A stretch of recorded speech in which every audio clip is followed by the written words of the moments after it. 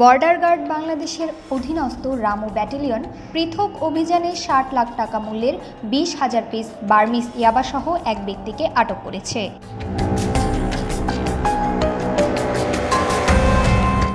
মঙ্গলবার ৪ঠা মার্চ রাত ৮টা ১০ মিনিটে গোয়েন্দা তথ্যের ভিত্তিতে রামু সেক্টরের মরিচ্চা যৌথ চেকপোস্টে টহল জোরদার করা হয়। লেফটেন্যান্ট কর্নেল কাজী মাহতাব উদ্দিন আহমেদের দিক নির্দেশনায় এবং সহকারী পরিচালক মোহাম্মদ কবির হোসেনের নেতৃত্বে একটি সন্দেহজনক মাহেন্দ্র গাড়ি থামানো হয়।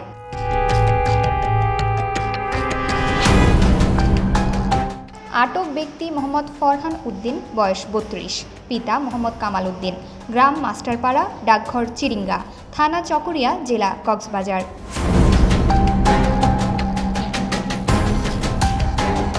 প্রাথমিক জিজ্ঞাসাবাদে তিনি মাদকের বিষয়টি অস্বীকার করলেও পরবর্তীতে গাড়ির ইঞ্জিন কভারের ভেতর বিশেষ কৌশলে লুকানো অবস্থায় ২০,০০০ পিস ইয়াবা উদ্ধার করা হয়, যার আনুমানিক মূল্য ৬০ লক্ষ টাকা।